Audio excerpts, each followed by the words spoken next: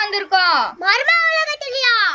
ஆமா, காஞ்சிபுரத்துல இருக்கிற ஏழுமலை சித்தர்கிட்ட கேட்டு தெரிஞ்சுக்கலாம். சரி வாடா போலாம்.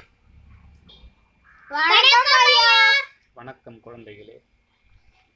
சித்தர்கள்னா யாரு, எங்களுக்கு கொஞ்சம் சொல்லுவீங்களா ஐயா? சொல்லுகிறேன். சித்தத்தை சிவமாக்கி இறைசக்தி பெற்றவர்கள் சித்தர்கள். சித்தர்கள் எங்கெல்லாம் பார்க்கலாம்? சித்தர்கள் எங்கும் உலவி வருபவர்கள். பக்தனுடைய அனுபூதியின்படி பக்தியின்படி சிலருக்கு சித்த ரூபத்தில் காட்சியளிப்பார்கள், சிலருக்கு வேறு பறவைகள் வேறு ஜீவ ஜந்துக்கள் வடிவில் காட்சியளிப்பார்கள், சிலருக்கு அரூபமாக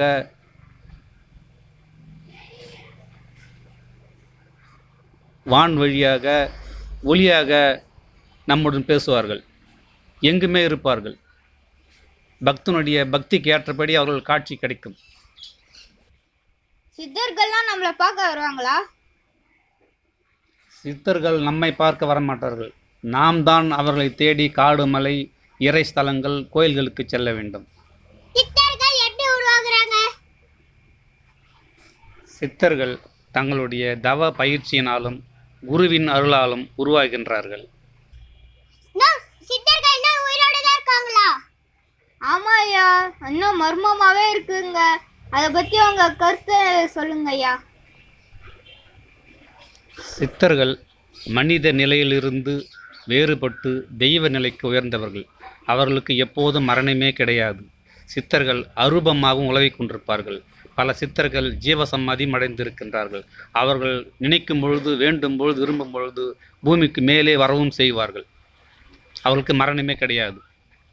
திருவண்ணாமலையில ஒரு வயசான சித்தர் பறந்தாராமே, அது சாத்தியமா ஐயா?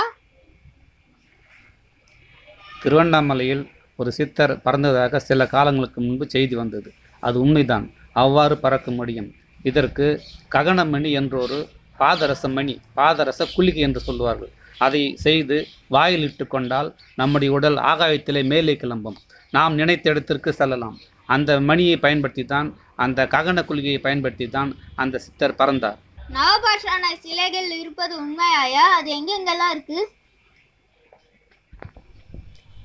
நவபாஷான சிலைகள் இருப்பது உண்மைதான். அது பழனி மலையிலும் கொடைக்கானல் மலைகளிலும் உள்ளது. தற்பொழுது பழனி மலையில் உள்ள நவபாஷான சிலை எல்லோருக்கும் தெரிந்தது.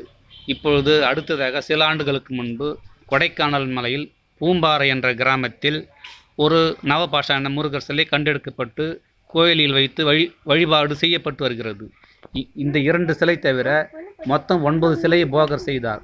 மீதி 7 சிலைகளும் கொடைக்கானலிலேயே ஆங்காங்கே கிராமங்களில் மறைத்து வைக்கப்பட்டிருக்கிறது போகரால். அது காலம் வரும்பொழுது ஒவ்வொன்றாக வெளிப்படும். நவபாஷண சிலைகள் யாரு ஐயா செஞ்சாங்க? அதை பத்தி கொஞ்சம் சொல்றீங்களா ஐயா? போகர் என்கின்ற சித்தர் நவபாஷான சிலைகளை உருவாக்கினார். அது 9 வகையான பாஷாணங்களால், பாஷாணம் என்றால் விஷம், அந்த பாஷாணங்களால் செய்யப்பட்டது. அதில் ஒரு சிலை தான் பழனியில் வைக்கப்பட்டது. மற்ற சிலைகள் கொடைக்கானலில் உள்ளது. இதை புலிப்பாணி என்ற தம்முடைய சீடரிடம் ஒப்படைத்து அதை வழிபாடு செய்யும் உரிமையை அவர் கொடுத்தார். இன்றளவும் சுமார் 5000 ஆண்டு காலமாக அந்த புலிப்பாணியினுடைய வம்ச வழி வாரிசுகள் தான் இன்றளவும் அந்த சிலையை பூஜை செய்து வருகிறார்கள். இவருடைய போகருடைய சமாதியம் பழனி மலையிலேயே அந்த நவபாஷான முருகர் சிலைக்கு கீழ்ப்பகுதியிலே சுரங்கம் அமைத்து அதிலேயே அவர் ஜீவ சமாதி அடைந்திருக்கின்றார் போகர். பெற்ற சித்தர்களை பத்தி எங்களுக்கு கொஞ்சம் சொல்லுங்க ஐயா. தமிழ்நாட்டில் எண்ணற்ற சித்தர்கள் இருக்கின்றார்கள். அவர்களில் 18 சித்தர்கள் முக்கியமானவர்கள். அதிலே அகத்தியர், திருமூலர், போகர், காலாங்கி, கோரக்கர், இப்படி பல சித்தர்கள். 18 சித்தரை தவிர்த்து இன்னும் எண்ணற்ற சித்தர்களும் இருந்தார்கள், இப்பொழுதும் இருக்கின்றார்கள். சமாதியிலே இருக்கின்றார்கள், ஜீவ சமாதியிலே இருக்கின்றார்கள். போகர் எழுதிய புஸ்தகங்கள்ல சில முக்கியமான விஷயங்களை பத்தி எங்களுக்கு சொல்றீங்களா ஐயா? போகர் ஏராளமான நூல்களை இயற்றியுள்ளார். அதில் போகர் 12000, போகர் 7000 இந்த நூல்கள் முக்கியமான நூல்கள். இதில் ஆகாயத்தில் பறக்கும் விமானத்தை தயார் செய்வது எப்படி என்ற விஷயத்தை போகர் எழுதியிருக்கின்றார். இது அந்த காலத்திலேயே விஞ்ஞானம் எவ்வளவு வளர்ச்சி அடைந்திருக்கின்றது என்பதற்கு ஒரு எடுத்துக்காட்டு. இராமாயணத்தில் கூட ராவணன் புஷ்பக விமானத்தில் சீதையை கடத்திச் சென்றதாக நாம் படிக்கின்றோம். அந்த காலத்திலேயே விமானம் இருந்திருக்கிறது. அந்த காலத்திலே வாழ்ந்த போகர் இதை தன்னுடைய நூல்களிலே குறிப்பிட்டிருக்கிறார். இது மிக முக்கியமான விஷயம்.